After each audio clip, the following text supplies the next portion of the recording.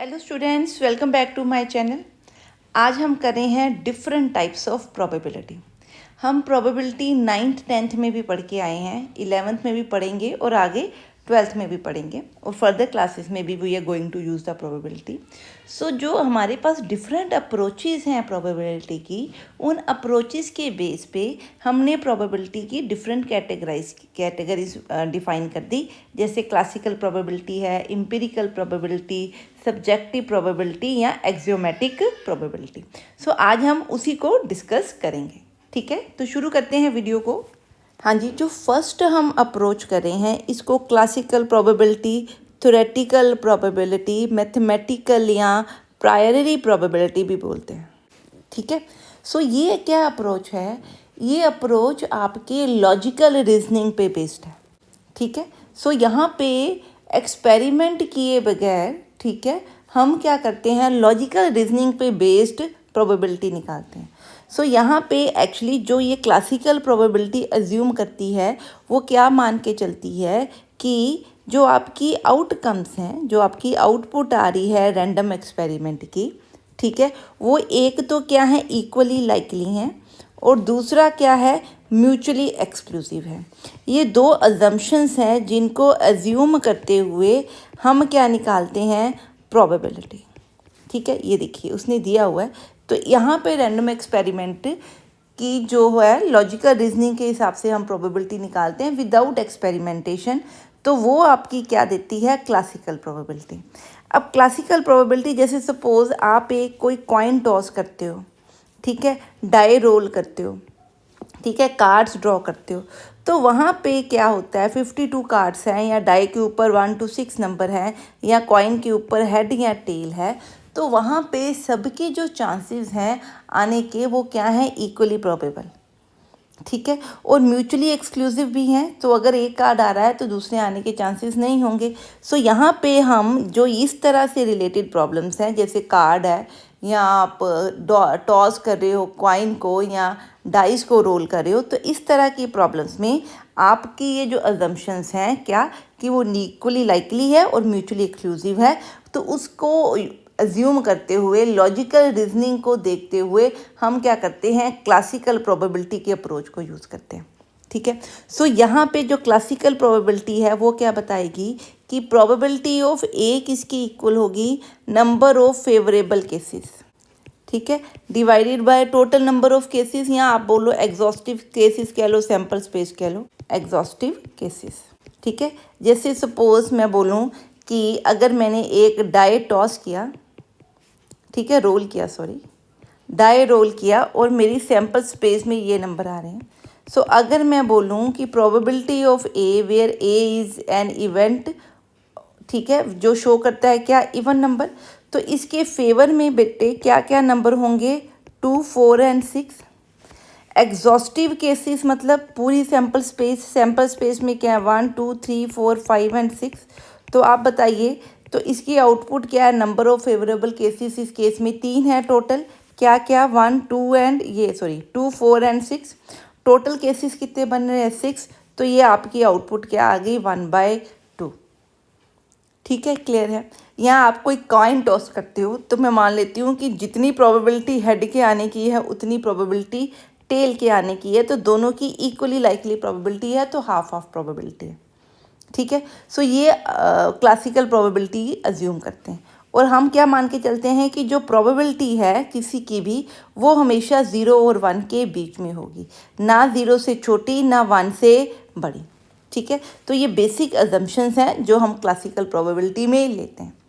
अब यहाँ पे कुछ एक लिमिटेशंस हैं जो हमारी क्लासिकल प्रोबेबिलिटी की हैं।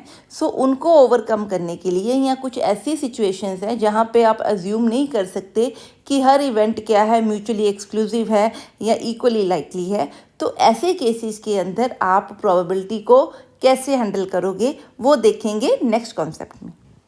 हाँ जी, यहाँ देखिए जैसे कि हमने एग्जांपल्स लिए हैं कि जब आप रियल टर्म कॉन्सेप्ट्स को लेते हो, ठीक है, सो जो आप नॉर्मल अप्रोच लाते हो इक्वली लाइकली की या म्यूचुअली एक्सक्लूसिव इवेंट्स की, वो कई बार आपकी एग्जांपल जो है ये वाली एजम्पशंस आप प्रिज्यूम करके क्लासिकल प्रोबेबिलिटी को यूज़ करके प्रोबेबिलिटी नहीं निकाल सकते। जैसे सपोज ये एग्जांपल्स मैंने दिए हैं दो, क्या क्या एग्जांपल्स हैं कि किसी को डिजीज़ है वो प्रिडिक्ट करना है, ठीक है, क्लियर, और किसी एक पर्टिकुलर एरिया का क्या है, एक पर्टिकुलर स्टेट का आप क्या निकालना चाहते हो, प्रिडिक्ट करना चाहते हो वेदर, कल का, परसों का, या किसी भी डे का, ठीक है। सो इन केस में आप हर वेदर को इक्वली लाइकली नहीं कह सकते, या हर डिसीज़ को या हर जो स्टेट है उसको इक्वली लाइकली नहीं कह सकते, ठीक है। तो यहाँ पे ये जो आपकी अप्रोच है क्लासिकल अप्रोच, ये अप्लाई नहीं होगी। सो ऐसे केसेस में कई बार हम जो अप्रोच यूज़ करते हैं उसको बोलते हैं एम्पिरिकल या एक्सपेरिमेंटल या स्टैटिस्टिकल अप्रोच, ठीक है। सो पढ़ते हैं ये अप्रोच क्या कहती है। हाँ जी, अब बात करते हैं एम्पिरिकल अप्रोच की, एक्सपेरिमेंटल अप्रोच की, या इसको स्टैटिस्टिकल अप्रोच भी बोलते हैं। सो यहाँ पे जो आप प्रोबेबिलिटी है वो कैसे निकालोगे, एक्सपेरिमेंटल या रिलेटिव फ्रीक्वेंसी को यूज़ करते हुए। मीन्स कि आप एक्चुअली क्या कर रहे हो कि किसी इवेंट की अकरेंस को ट्राई कर रहे हो, ठीक है। मीन्स आप एक्सपेरिमेंट करके देख रहे हो कि इवेंट कितनी बार अकर कर रहा है, तो उसके हिसाब से आप इवेंट की अकरेंस की प्रोबेबिलिटी फाइंड आउट करते हो। सो यहाँ पे हम एक्चुअल एक्सपेरिमेंट की बात करते हैं, ठीक है। बात समझ में आ रही है क्या कर रहे हैं।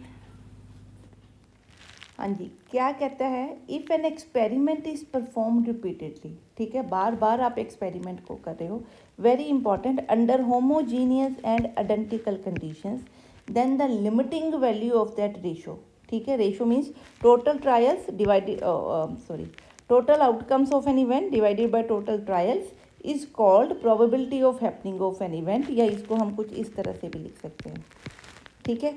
m/n क्या है, m मैं कहती हूँ इवेंट जो अक्कर करेगा, n क्या है, टोटल नंबर ऑफ एक्सपेरिमेंट्स और trials, so number of trials. So it means कि अगर आपके नंबर ऑफ ट्रायल्स इन्फिनिटी को जा रहे हैं, means you are doing multiple trials, बहुत ज़्यादा आप ट्रायल्स कर रहे हो, तो इसमें से किसी एक पर्टिकुलर इवेंट के जहाँ जहाँ वो अक्कर हो रहा है कितनी टाइम्स, उसको हम क्या बोल रहे हैं, m।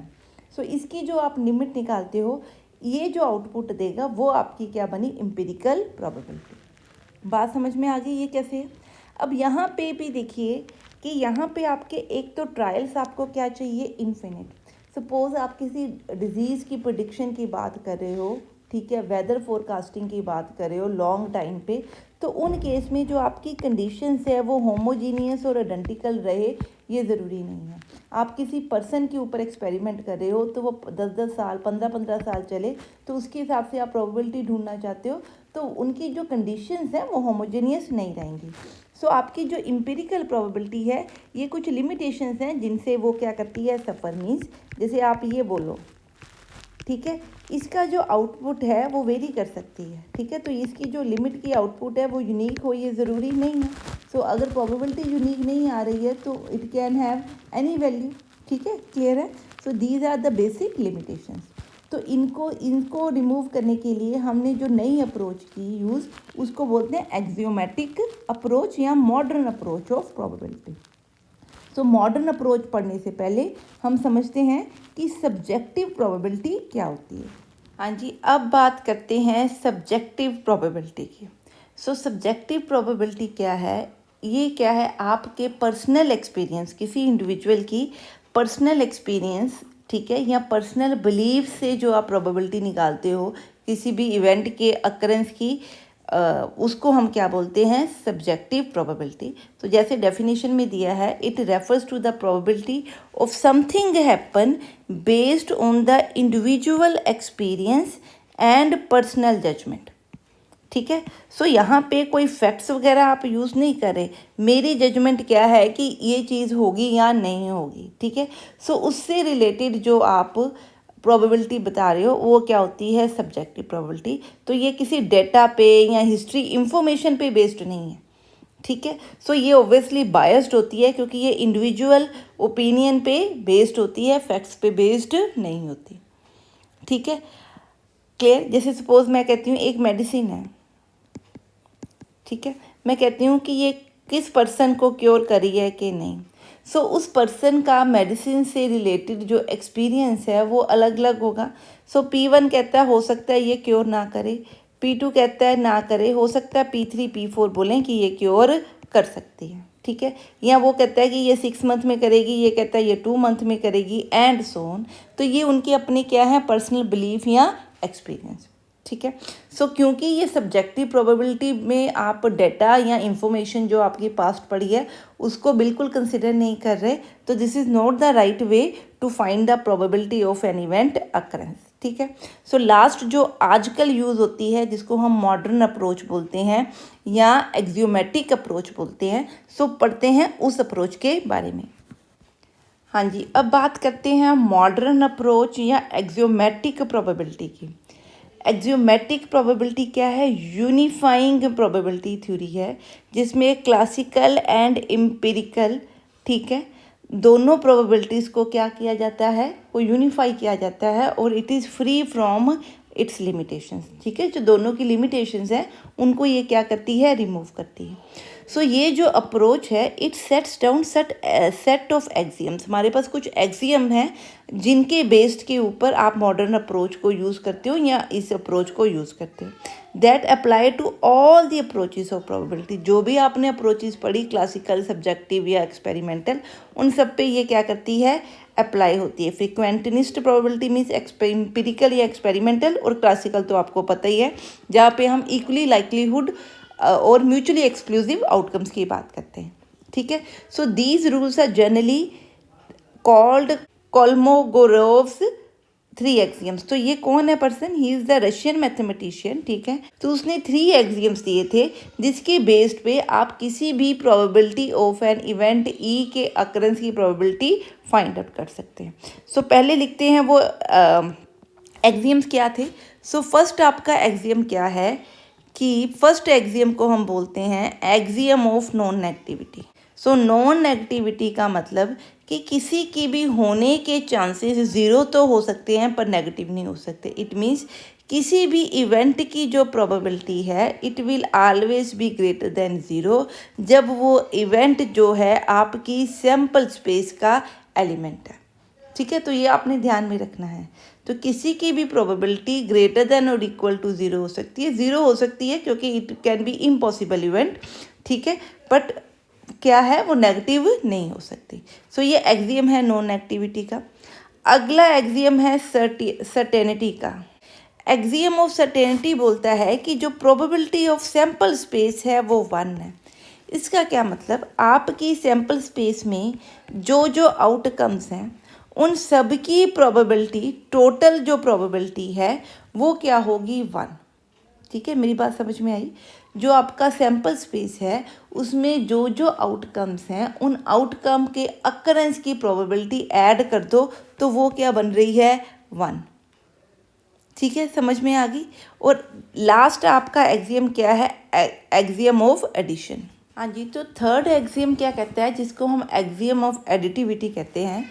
ये क्या कहता है कि सम इवेंट्स आर डिसजॉइंट, ठीक है। जैसे सपोज एक आपका इवेंट A1 है और एक इवेंट A2 है और ये डिसजॉइंट है, मतलब इनकी जो इंटरसेक्शन है ये क्या है, ज़ीरो मीन्स 5 है। ये एक तरह के म्यूचुअली एक्सक्लूसिव इवेंट्स हैं, ठीक है। That is there is no overlap between the events, ठीक है। देन द प्रोबेबिलिटी और the union of this event must be equal to summation of their probability.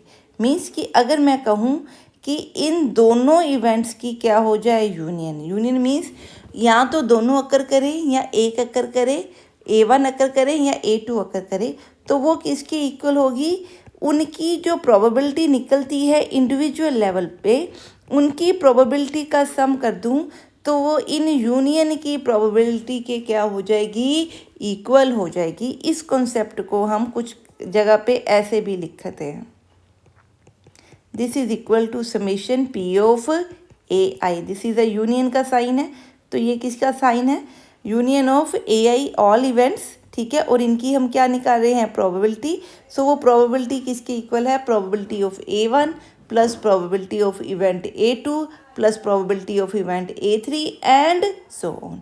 सो इस एक्सियम को बोलते हैं एक्सियम ऑफ एडिटिविटी, ठीक है।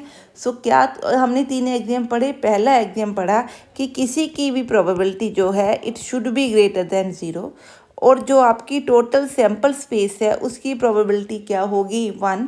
और अगर दो डिसजॉइंट इवेंट्स हैं और उनकी यूनियन की मैं प्रोबेबिलिटी निकाल लूँ तो वो किसकी इक्वल होगी, sum of the probability of A1 A2 and so on. ठीक है, समझ में आ गया। सो इस अप्रोच को हम बोलते हैं मॉडर्न अप्रोच। हाँ जी, अब बात करते हैं odds in favour and odds in against an event. मतलब सपोज मैं कहती हूँ कि किसी भी इवेंट ई के होने के फेवर में 2 ऑड्स हैं और इवेंट के ना होने के फेवर में, ना होने का मतलब ऑड्स अगेंस्ट, ये अगेंस्ट है और ये क्या है फेवर में। ठीक है, 3 इवेंट्स हैं। ठीक है, सो प्रोबेबिलिटी ऑफ ई क्या होगी, probability of E will be number of values in favour divided by total possible values. So favour में 2 है और अगेंस्ट कितनी है 3, तो टोटल वैल्यूज़ क्या है 2/3, 2 + 3 दैट इज़ 5।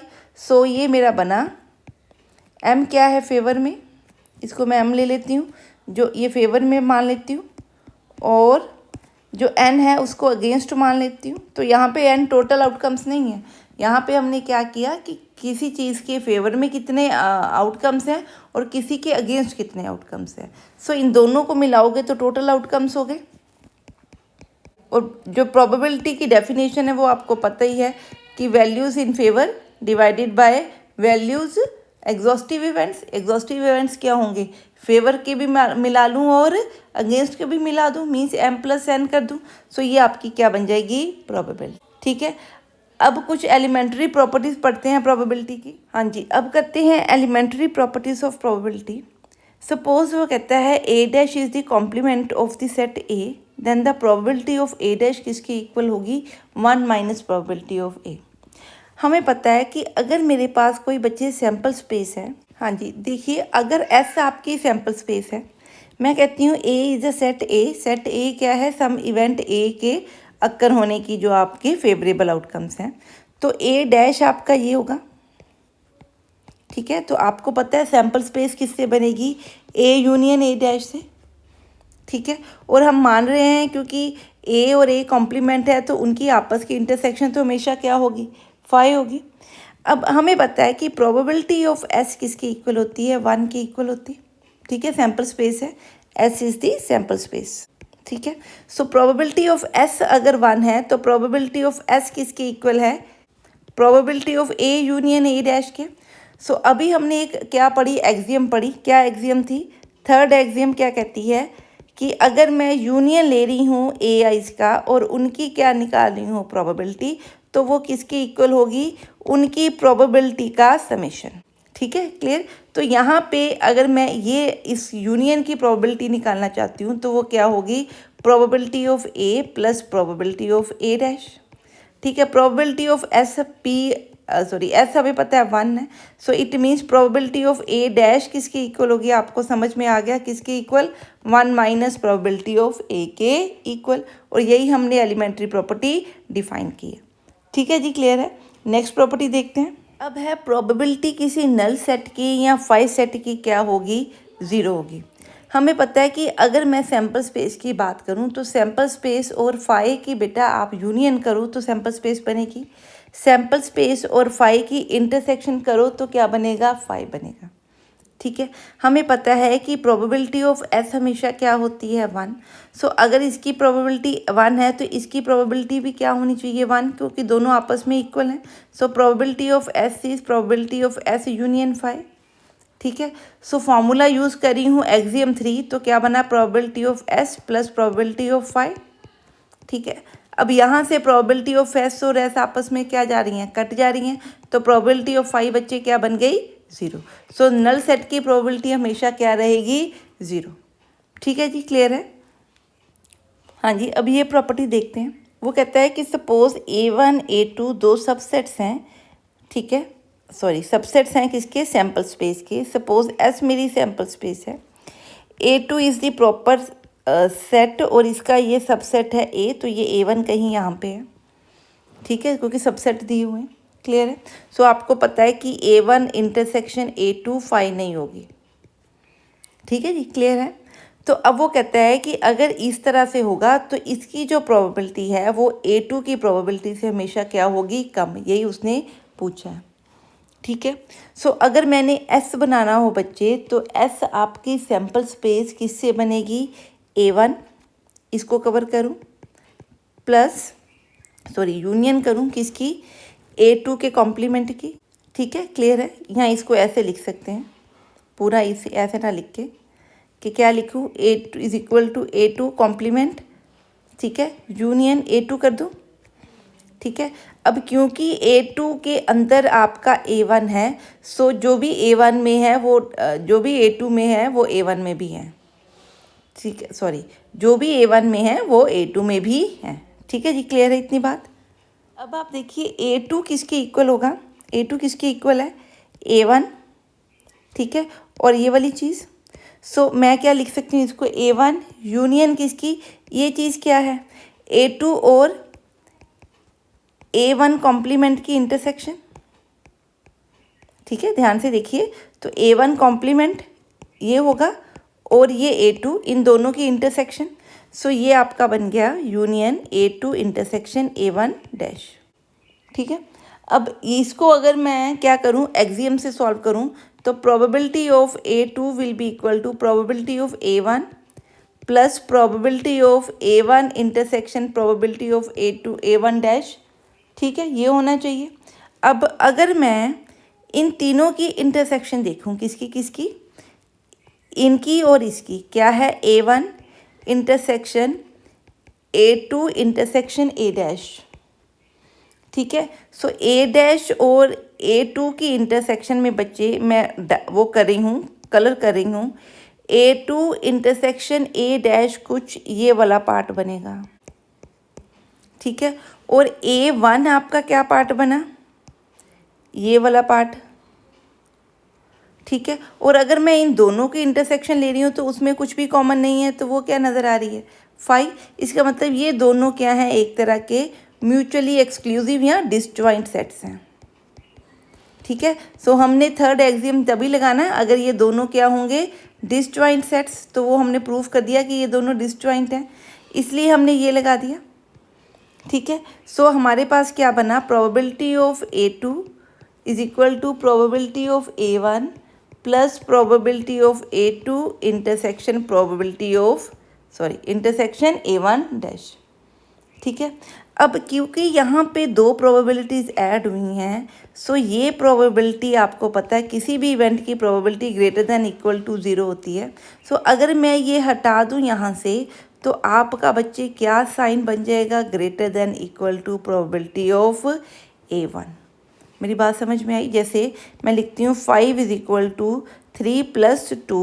सो ये जो 2 है, सपोज 3 प्लस x, और मैं कहूँ x क्या है, ग्रेटर दैन इक्वल टू 2, 0, ठीक है। सो ग्रेटर दैन 0 है, ये पॉजिटिव नंबर है। तो अगर मैं इसको हटा दूँ तो यहाँ पे हमेशा क्या आ जाएगा, ग्रेटर का sign.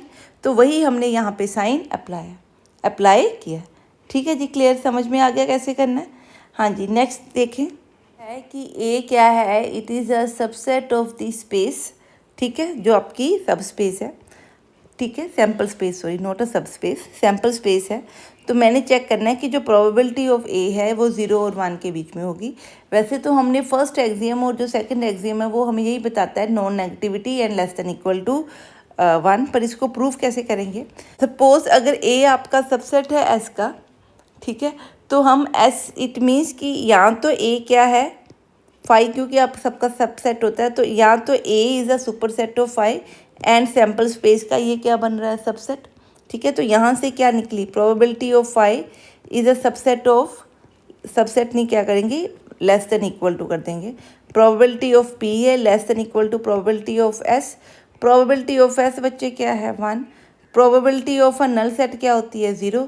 So probability of A क्या होगी, 0 और 1 के बीच में, ठीक है। अदरवाइज आपके जो एग्जाम्स हैं वो भी हमें यही बताते हैं, ठीक है जी। समझ नेक्स्ट वीडियो में लेके आएंगे जो भी हमने ये टॉपिक्स किए इनसे related problem questions. So till then study hard, stay safe and have a nice day.